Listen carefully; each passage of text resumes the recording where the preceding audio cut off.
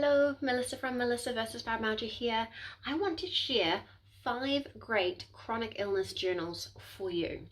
Now, these could be for yourself or they could be for a gift. We're coming to that time of year where we need to wrap up that gift list, and I like to do it sooner than later.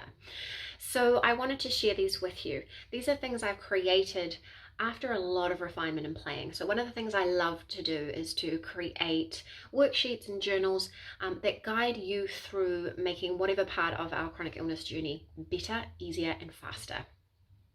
So the first one is my daily health log. Now this is the book version of a template I've sold in my Etsy store for years. It has been the most popular one, and it is based on the one that I started working with. I would literally write it physically in a blank journal every single day. I'd painstakingly write it out.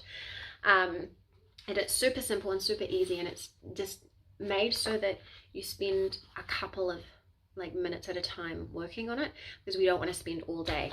But what I also love about it, it's cute, it's A5, this one is pink, and I love it really much.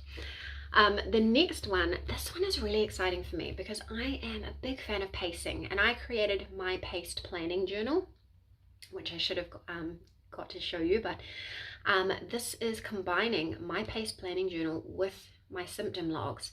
So it's called Get on Top of Your Life, and what it does is it has a symptom log on one side and a paced planning a worksheet on the other, because then you can use what you're learning in your daily health log in your paced planning. Because what we need to do, what is good pacing, is how much we're doing in the day overall, but also how we're distributing things across the day. So for example, I am better in the morning, so I distribute my high energy tasks in the morning.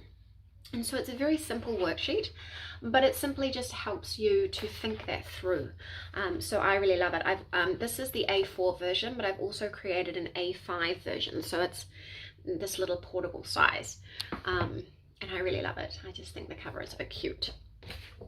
Now the next one is not just for people with chronic illness. So it would make a good gift as well, but it's my gratitude journal. Again, A5, really cute. I love it. I'm so happy with how this turned out. And it's so pretty inside. It is the simplest practice. Again, I want to make things easy. So you can write down your top three things that you're grateful for that day. And you can have an intention. So if you're working with an intention or an affirmation, which I talk about quite a lot, especially like when we're doing our Yoga Nidra practice, we work with a Sankalpa or an intention, something we're working towards. But you can use it in a lot of ways, but you can write one there. So whether you're working with one long term or each day, you've got something different. And then a reminder here, so something you need to remember. So for a lot of us, we're working through a lot of things. So for me, for example, it took me a long time to break through the push through model and move into the self-care model. I deserve self-care. I deserve a better quality of life. So that would be a good reminder and a good intention. And there's a little space at the bottom for just notes and thoughts, whatever comes into your mind. But I just think it is so cute. All right, so the next one is my foggy brain to-dos. And it's another A5, and I love the simplicity of this one. I find it really cute. And it's, again, really simple inside. None of this is groundbreaking, but I realized that sometimes I was feeling overwhelmed with all the things in my mind. So on the one hand, you can have a brain dump, and on the other side, you can organize it into a tidy to-do list. And so just keep a running to-do list. And I think it's really helpful when you've got chronic illness to be able to help keep on top of things, because we forget. This is my one that I've been using. I've got an A4 version as well, and it is well used. This is the big size of it, and I have lots and lots of information because I can't remember if I don't write it down. So that's another great one. And my last one to share with you today is my annual health tracker journal. This is a veritable tomb. It is a big one. This is the one I use. This is I've been using it for over a year now, because this is my second one. But it's designed to keep 1 year worth all in one place. Now it is big, but I don't carry mine around. I just use the patterns and take it to my doctor. But it's more, there's more detail in it.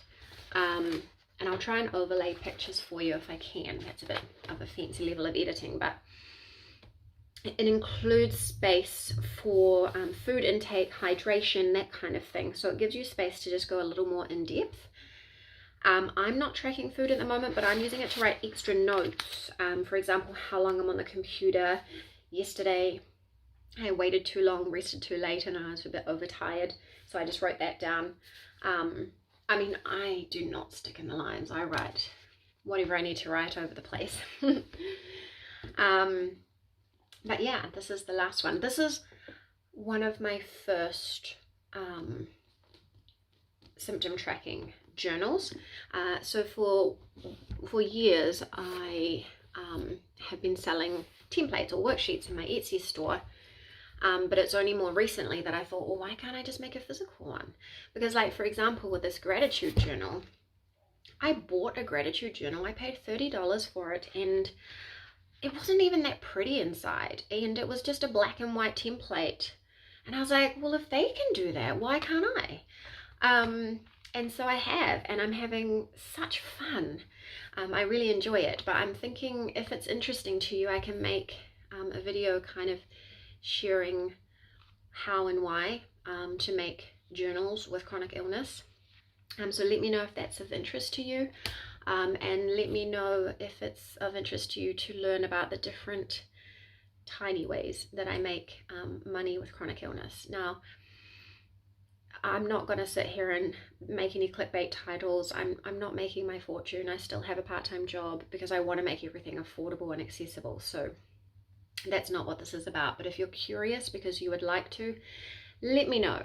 But otherwise, consider some of these on your Christmas shopping gift list.